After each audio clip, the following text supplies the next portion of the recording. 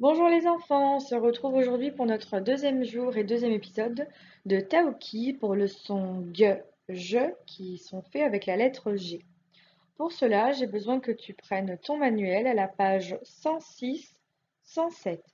106-107. Hier, nous avons observé ce premier son, le son J. On a vu que le G, lorsqu'il se trouve devant certaines lettres, fait le son naturellement J. Devant quelle voyelle le G fait-il le J? Devant le E, comme génial, géant. Devant le I, comme girafe. Mais devant le A et le O, le G fait le G. Aussi, son copain, le E, vient l'aider en se mettant à côté de lui, devant le A, pour faire non pas le son ga, mais le son ja. Il fait de même en se mettant à côté de lui, devant le O, pour faire le son jo. Comme ici, dans le mot exemple, le jeu de pigeon. On ne dit pas un pigon, on dit un pigeon. Mais alors, quel autre son peut faire la lettre G? La lettre G, devant certaines lettres, peut faire le son G, G. Devant le A, comme ga, garçon, gaspillage. Devant le O, comme goulu, gourmand. Et devant le U, comme guêpe, baguette. Mais devant quelle lettre avons-nous vu tout à l'heure que la lettre G fait le son je? Eh oui, devant le E et le I, malheureusement, la lettre G fait le son je. Aussi, la lettre G a besoin de son ami la lettre U pour que devant la lettre E, on puisse avoir le son G, comme guenon, baguette, bague. Et il en est de même pour le son GUI. La lettre U vient s'associer à la lettre G devant la lettre I pour faire le son GUI, comme guitare, Guillaume. Nous avons bien ici la lettre G du mot référence guitare, le G de guitare. G, U, puisque le U ici sert à ce que le G devant le I de guitare ne fasse pas le son J, mais le son G. Regarde attentivement cette phrase. Tu ne la trouves pas un petit peu bizarre? Si. Tous les espaces de cette phrase ont été enlevés.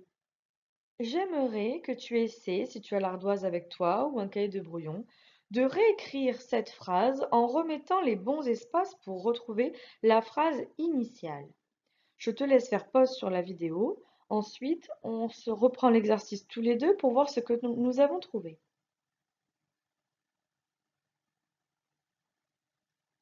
Tu es revenu?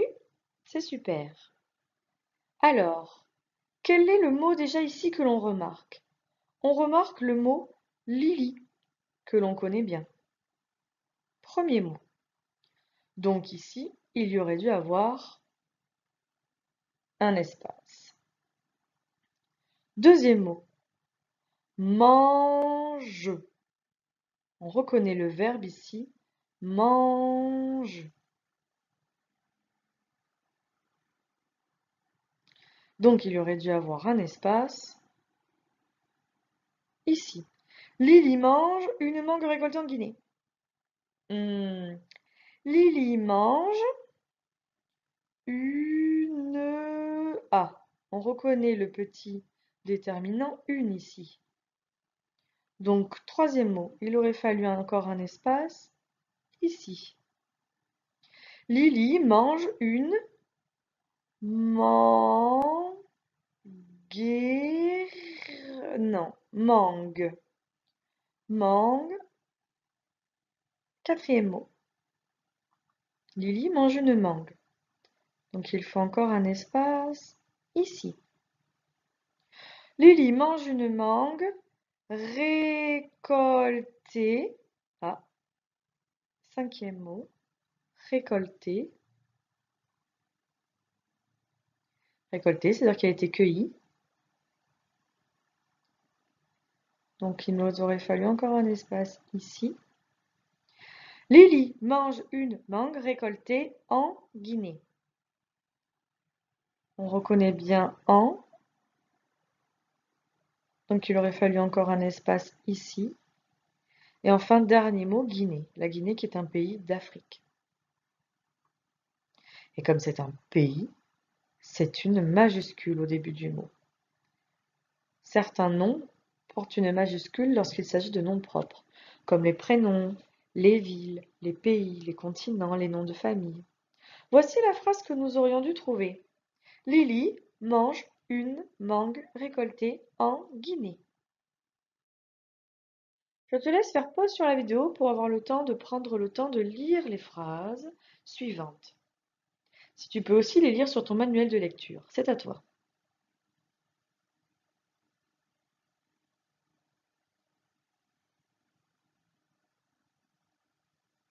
Tu es revenu, c'est parti. J'aimerais d'abord qu'on se concentre sur le petit mot en gras ici. C'est le mot outil que l'on va apprendre aujourd'hui. Est-ce que tu as une idée de comment il se prononce? Set. C'est un petit mot qui se dit set et qui s'écrit toujours comme ceci. On va voir quelle est son importance et quel est son sens dans la phrase. Tu es prêt? C'est parti. Ne veux-tu pas pratiquer cette nage? Point d'interrogation, donc question. Ne veux-tu pas pratiquer cette nage? Cette nage, il s'agit peut-être quelqu'un qui est en train de demander si le petit garçon ou la petite fille ne veut pas faire cette nage. Il vient certainement de lui montrer un exercice à faire en natation et il lui demande de faire cette nage, ce qu'il vient de lui montrer. Cette nage. On dit C-E-2-T-E, cette c'est féminin puisque la nage ici est féminin. On dit une nage. Deuxième phrase. Les pirogues ne sont pas arrivées sur la plage. Les pirogues, vous vous rappelez, ce sont des grandes barques comme on étudiait sur les champs africains, sur lesquelles les chasseurs et les hommes vont pêcher sur les fleuves. Maintenant, j'aimerais que tu prennes le temps de lire l'histoire de Taoki. Une fois que tu as fini, on la lit ensemble. Tu as terminé? C'est parti. Tu es prêt? Je prends un petit stylo, on y va. Première phrase. Taoki et les enfants, liaison, sont à New York. Qu'est-ce que c'est que cette drôle de phrase? New York, c'est une ville aux États-Unis. Taoki et les enfants, liaison, sont à, on fait la liaison aussi. Le T ici de son, il est muet à la fin de son, mais il nous sert à faire la liaison avec le petit A apostrophe. Sont à New York. C'est une ville américaine. Taoki, les enfants sont à New York. Une grande ville des, attention, liaison, États-Unis. Pareil, ici on ne l'entend pas, on ne dit pas un État, on dit un État, mais il sert à faire la liaison ici. Une grande ville des États-Unis. Les États-Unis, ce sont quoi? Tu sais où c'est les États-Unis? Les États-Unis, c'est un énorme pays en Amérique. Et là, les enfants sont à New York, qui se trouve aux États-Unis. Les habitants, donc attention, liaison avec le A, puisque le H ici est muet, les habitants la surnomment, donc ça veut dire lui donner le surnom, la grosse pomme. Les habitants de New York, les New-Yorkais, Il surnomme la ville la grosse pomme. C'est comme si nous, on avait surnommé Saint-Jean-de-Védas la grosse pomme. Entourée de pigeons, Lily et Hugo sont plongés dans leur guide de la ville et cherchent leur chemin. Ici, à la fin de cherche, on a bien EN qui fait le en, mais c'est la fin d'un verbe. C'est pour montrer qu'ils sont plusieurs. Donc on lit cherche. Le N et le T deviennent muets. Ils sont époustouflés par la hauteur des immeubles qui s'élèvent jusqu'aux nuages. Être époustouflé, ça veut dire être émerveillé, être choqué par tant de hauteur, car les immeubles sont immenses. Géant, colossal, cette ville est géniale, s'écrie Lily. Est-ce que tu sais ce que ça veut dire colossal? Quelque chose de colossal. Les colosses, dans l'histoire antique, étaient des géants. Quand on dit que quelque chose est colossal, c'est-à-dire que quelque chose est énorme et très très grand. Géant, colossal, cette ville est géniale, s'écrie Lily. Taoki n'a pas peur de l'altitude. Qu'est-ce que ça veut dire l'altitude? L'altitude, c'est la hauteur. Quand on monte en altitude, ça veut dire que par exemple, quand on est à la montagne et qu'on monte de plus en plus haut sur la montagne, on prend de l'altitude. Il se prend pour un super-héros et se met à grimper le long d'une tour. Et oui, Taoki n'a pas peur de la hauteur, de l'altitude. Il pense qu'il est un super-héros, il se met à grimper très très très haut le long d'une tour. Tu dois le voir sur l'image. Il dit bonjour aux gens qui le regardent passer d'un air ahuri. Qu'est-ce que ça veut dire être ahuri? Être ahuri, c'est être choqué, très étonné. Ils sont ahuris de voir un dragon en face de leur fenêtre. Passons maintenant aux exercices. Sur la vidéo d'hier, je me suis trompée. Je te dis de prendre la page 8, mais en fait, ça devait être la page 12. Donc aujourd'hui, c'est bien la page 13 qu'il faut prendre pour les exercices. Un petit crayon de papier, une gomme, des crayons de couleur si besoin. Ici, il va falloir faire exactement pareil que ce que nous avons fait tout à l'heure avec Lily. Il y a une phrase, deux phrases même, une ici, une ici. Les espaces ont été supprimés. J'ai besoin que tu sépares les mots d'abord avec ton crayon et que tu réécrives la phrase proprement ici. Une fois que tu as pris le temps de séparer tous les mots et que la phrase veut dire quelque chose. On pense bien ici à la majuscule et on pense bien à la terminer par un point. Je te laisse faire pause sur la vidéo et prendre le temps de séparer la phrase pour la réécrire. 11e exercice. On ne fait pas le numéro 10. Le numéro 10, on l'aurait fait si c'était en classe, mais là, à la maison, je le trouve un petit peu compliqué. D'accord? Donc, exceptionnellement, on ne fera pas le numéro 10 aujourd'hui. Tu es prêt? Ici, il faut entourer la bonne réponse. Nos amis sont à Los Angeles ou à New York? À toi d'entourer la bonne réponse. La ville est surnommée la grosse pomme ou la grosse poire?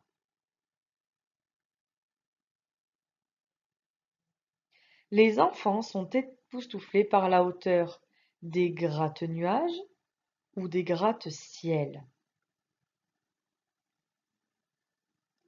Dernier, Taoki se prend pour un super-héros ou un super-zéro? Dernier exercice d'aujourd'hui, complète le texte avec les mots suivants. Le texte de Taoki a été retranscrit ici, mais tu vois, il y a 1, 2, 3, 4, 5 trous. En fait, ce sont les 5 petits mots du dessus qui ont été effacés. À toi de les remettre dans le bon ordre pour que cela fasse le texte de l'histoire. Prends, grimpe, admire, géante, ahurie. Lily et Hugo, les gratte-ciel. Lily et Hugo prend les gratte-ciel? Non, ce n'est pas ça. Lily et Hugo grimpe les gratte-ciel? Non, ce n'est pas possible. Parce que sinon, comme ils sont plusieurs, il y aurait ENT là. Lily et Hugo admirent les gratte-ciel? Ah, lui, c'est possible. Vérifions ensuite. Lily et Hugo géantent les gratte-ciel? Non, pas possible. Lily et Hugo ahurissent les gratte-ciel. Donc ici, c'est bien admire qu'on va mettre ici. Une fois que tu as mis le bon mot à sa place, je t'invite à le barrer proprement pour qu'il ne t'induise pas en erreur par la suite. Je te laisse faire pause et on se retrouve après pour corriger. On passe à la correction. J'espère que tu as eu le temps de finir les 3 exercices d'aujourd'hui. Si ce n'est pas le cas, je t'invite à faire pause sur la vidéo pour la reprendre ensuite ensemble, mettre la vidéo en arrière pour reprendre les exercices que tu n'aurais pas compris. Sinon, munis-toi d'un stylo vert ou de ton crayon de papier pour prendre la correction.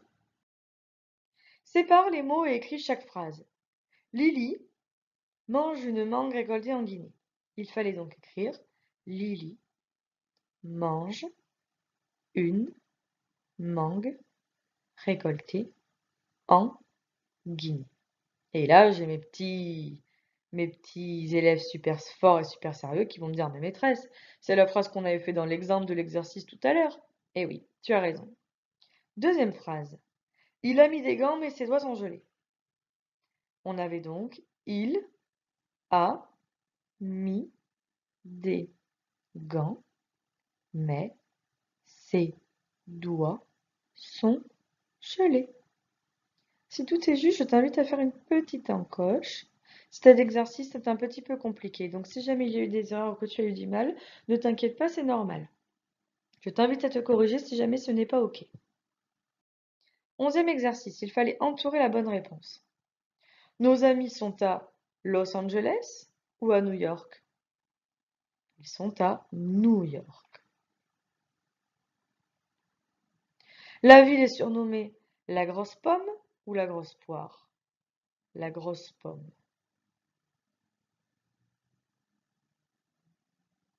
Les enfants sont époustouflés par la hauteur des gratte-nuages ou des gratte-ciel?